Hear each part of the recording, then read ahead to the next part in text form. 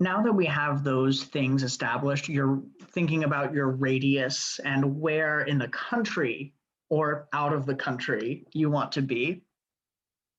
I want to talk a little bit more about the local environment that a school has to offer and what that is going to look like for you. Because there are a couple of different ways that schools act with the towns and cities in which they are located. And a lot of that has to do with the dynamics of those places and those settings. So I want to start by talking about schools that are situated in rural contexts, places that are a little further away from main towns, main thoroughfares, and roads. These are going to be a little bit harder to access. You'll probably need a car wherever you end up, no matter how you're trying to get there, because they are not going to be as close to some of the amenities that you might be familiar with in a larger town or city. But each of these places is going to have some things. It's not going to be completely isolated.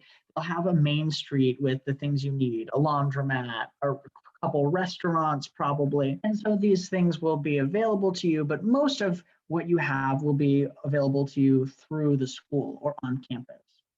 Usually rural schools are smaller. They don't have a large enough community to fully support a large town, and they are usually in the liberal arts college kind of zone. So some examples might be Colby College in Maine, or Washington and Lee in Virginia, or Grinnell in Iowa. And so these liberal arts institutions are less likely to have more graduate and professional schools. They might have one or two. For example, Washington and Lee, as I mentioned, in Virginia, has a law school, but that's the only graduate or professional school they have. They don't also have a place where you can get a PhD. They don't have a medical school associated with the university.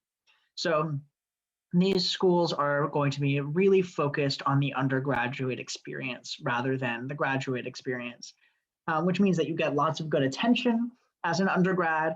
Of course, it also means that you don't really have the opportunity to be paired with a graduate student mentor or have as many TAs who are graduate students or medical students or law students. So these are some trade-offs that you make. And part of that means that, as I said earlier, everything is going to be tied to the college.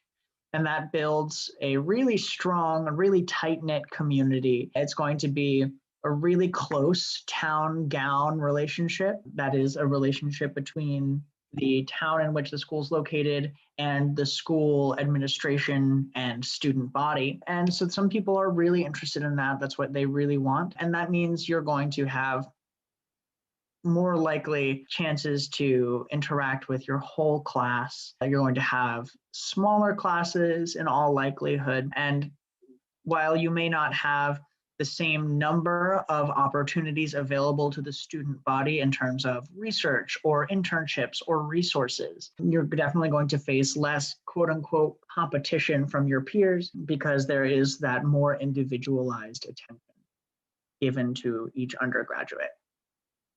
Further, schools located in rural areas are more likely to have opportunities and resources that are related to the environment in which they sit. For example, Colby College has a great environmental sciences department that is tied to their wildlife refuge. They have a big focus on agricultural sciences or conservation or wildlife management. So if these are fields of study that are appealing to you, where you want to have ready access to nature preserves, this is a really important thing to consider. You're not going to get as much access to that in a big city as you would in a rural area.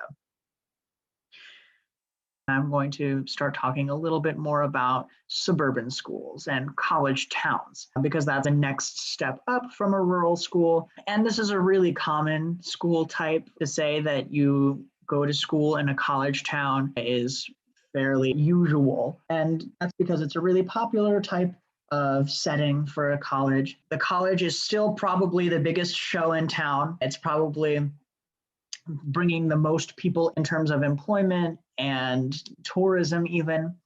But it has a lot more amenities and a lot more things that are independent, lots more restaurants and apartment buildings and off-campus housing options and laundromats and experiences, bars or escape room or anything of that nature. And a lot of the time in a college town, these things are going to be tailored to what college students are looking for and to what college students want and need. So these are going to be things that are geared specifically towards people who are your age, people who are experiencing what you are experiencing. That being said, college towns really vary in terms of the opportunities and resources available, because a college town can be a great setting for a really small school, or it can be a really cool setting for a massive state school or just really big private institution. For example, the University of Vermont in Burlington, Vermont is the quintessential college town. There are lots of cute little shops and things. You can also go skiing right nearby. So it's got a lot of opportunities in that sense, but also Williamsburg, Virginia, which is the home to William and Mary, or Syracuse in New York, or Stanford in Palo Alto, or Notre Dame in South Bend, Indiana.